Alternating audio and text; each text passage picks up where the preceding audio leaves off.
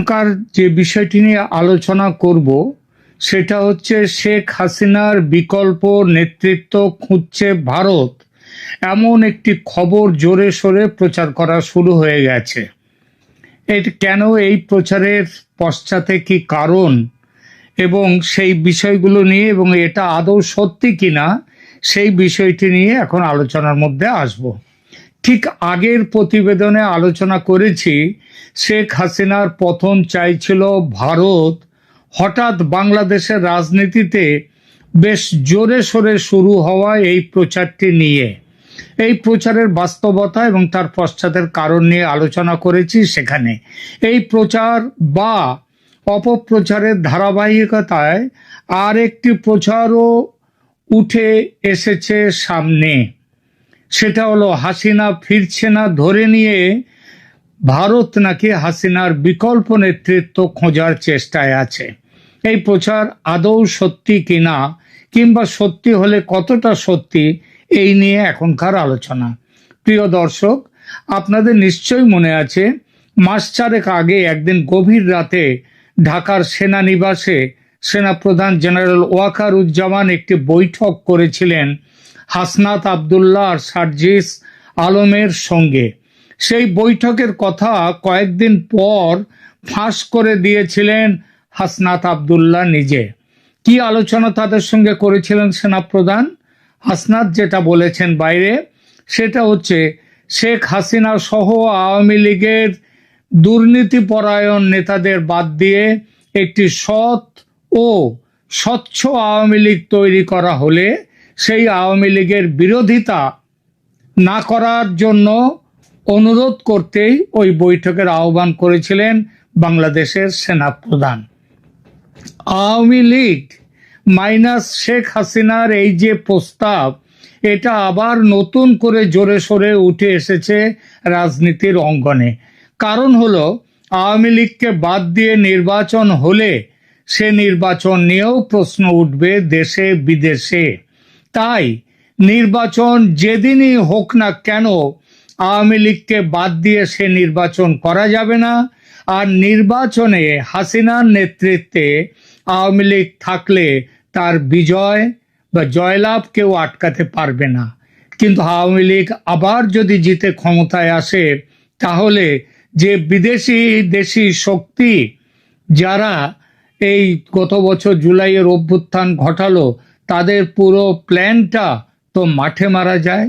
সুতরাং সেই পুরনো খেলা আবার শুরু হয়েছে।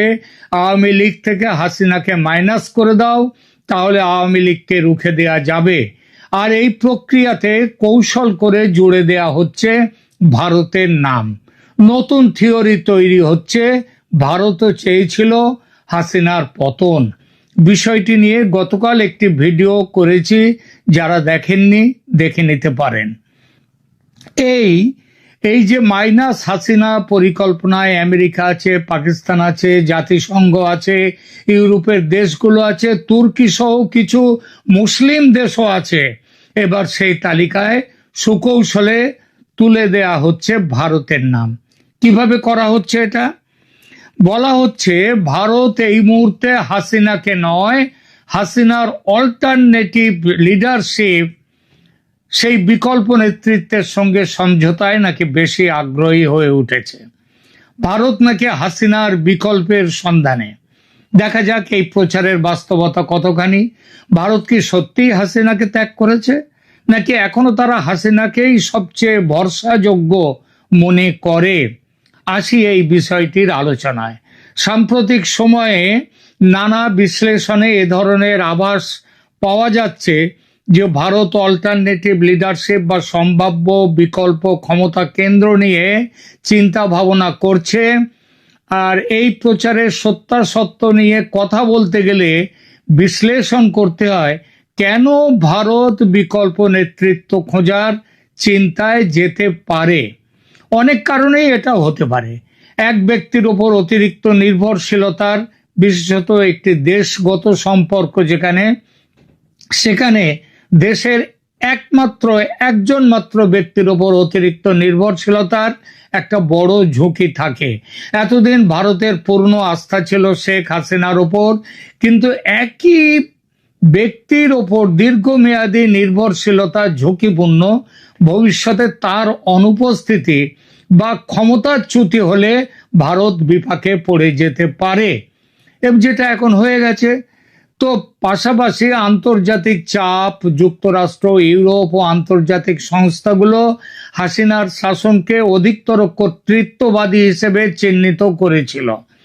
ভারত পশ্চিমা মিত্রদের সঙ্গে সম্পর্ক পুরোপুরি কাটতে চায় না, তাই দিল্লি শুধু হাসিনার ওপর বাজি না ধরে অন্য বিকল্পও মাথায় রাখতে পারে। এটা হচ্ছে কূটনীতির বাস্তবতা। চীনের ফ্যাক্টরও একটা আছে। বাংলাদেশে যদি রাজনৈতিক পরিবর্তন আসে, বিরোধী দল তাদের সম্পর্ক চীনের দিকে ঝোঁকাবে, যেটা অলরেডি হচ্ছিল, কিন্তু বর্তমানে একটু কমে গেছে। কারণ ভারত, চীন এবং রাশিয়া এই তিন দেশ মিলে একটা যৌক্তিক একটা বোঝাপড়ার মধ্যে আসছে। সুতরাং চীনকে নিয়েও ভারতের উদ্বেগ আছে। তাই ভারতের জন্য এমন নেতৃত্ব গুরুত্বপূর্ণ হবে যারা প্রো চায়না যে টিল্ট সেটা নিয়ন্ত্রণে রাখবে। এবার দেখা যাক বিকল্প নেতৃত্ব বলতে ভারত কাকে বোঝানো হচ্ছে। সরাসরি কোনো নাম প্রকাশিত করা হচ্ছে না, তবে কিছু রাজনৈতিক বিশ্লেষক মনে করছেন আওয়ামী লীগের ভেতর থেকে তুলনামূলক কম বিতর্কিত কোনো মুখ ক্ষমতায় আসুক, ভারত নাকি এটা চাইছে। অথবা এই প্রসঙ্গে আর একটা জিনিসও কথা উঠছে, সেটা হচ্ছে বিএনপি বা রাজনৈতিক বিরোধী জোটের এমন কাউকে যিনি পুরোপুরি ভারত বিরোধী নন, তাদের নিয়ে ভারতের আগ্রহ নাকি থাকতে পারে। আবার কিছু ক্ষেত্রে যদি বিরোধী কোনো দল না পাওয়া যায়, তাহলে সামরিক বা টেকনোক্র্যাট নেতৃত্বের সঙ্গে সংলাপ রাখার চেষ্টা নাকি করছে ভারত, শুধু কন্টিনজেন্সি প্ল্যান হিসেবে। অর্থাৎ এই মুহূর্তের একটা কি বলবো, একটা এই মুহূর্তের প্ল্যান হিসেবে এটা নাকি ভারত ভাবছে। তো সে না হয় হলো, এসব কথা কূটনৈতিক বাস্তবতা মেনে চলতেই পারে, অসম্ভব কিছু নয়। কিন্তু দেখা যাক এই সম্ভাবনার আদৌ কি কোনো ভিত্তি আছে অন্তত ভারতের দিক থেকে, নাকি পুরোটাই কাল্পনিক। এই ধারণার বাস্তবতাটা কি? ভারত প্রকাশ্যে কখনোই বলেনি এবং বলবে না যে তারা হাসিনার বিকল্প খুঁজছে। এটা কূটনৈতিকভাবে বিপজ্জনক, এটা বলা যায় না। কিন্তু চুপিসারে কথা উঠেছে, চুপিসারে সংলাপ রাখা এবং সব পক্ষের সঙ্গে যোগাযোগ রাখা যে কোনো দেশের কূটনৈতিক স্বভাব। আমাদের কাছে এটাও খবর আছে, সম্প্রতি এমনি তো এই সরকার ক্ষমতায় আসার পর থেকে জামায়াতে ইসলামী এবং বিএনপি এরা ভারত সরকারের সঙ্গে যোগাযোগ রাখতে কয়েকবার ভারতে দিল্লিতে এসেছে। সম্প্রতি শোনা যাচ্ছে যে আরএসএস এর সঙ্গে কথা বলবার জন্য নাকি বাংলাদেশ থেকে যারা এই বিরোধী শক্তি তারাও এসেছিল এখানে ভারতে কথা বলবার জন্যে। সুতরাং যে কোনো, এটাকে বলে ব্যাকডোর ডিপ্লোমেসি। পৃথিবীর সব দেশ এটা করে থাকে এবং ভারত করলেও দোষের কিছু তো নয়, বরং সেটা একান্ত স্বাভাবিক। তাই বলা যায় ভারত অল্টারনেটিভ লিডারশিপকে রাজনীতির কি বলবো স্বাভাবিক নিয়ম অনুযায়ী তারা এই অল্টারনেটিভ লিডারশিপের প্রশ্নকে বাদ দিয়ে রাখছে না এবং রাখাটা উচিত নয়, বরং তারা পরিস্থিতি অনুযায়ী ব্যাকআপ তৈরি রাখছে। তবে এসব কথা বলা হলেও ভারত এখনো শেখ হাসিনাকে সবচেয়ে পরিচিত ও সুবিধাজনক সঙ্গী বলে মনে করে, বন্ধু বলে মনে করে, বাংলাদেশের সব রাজনৈতিক দলের থেকে অনেক ওপরে, এই জন্যে হাসিনাকে রেখে দেয়। কিন্তু বাস্তবতার কারণে যে কোনো রাজনৈতিক পরিবর্তনের জন্য দিল্লি চাইছে, হয়তো চাইতে পারে, অন্তত চাইছে কিনা সেটা তো আমরা জানি না, কিন্তু চাইতে পারে বিকল্প দরজা খোলা থাকুক। এটা সত্যি যে অল্টারনেটিভ লিডারশিপ খোঁজার বিষয় হয়তো একেবারে গুজব নয়, বরং কূটনৈতিকভাবে ওই যেটা বললাম কন্টিনজেন্সি প্ল্যানিং, সেইটা বলা যায়।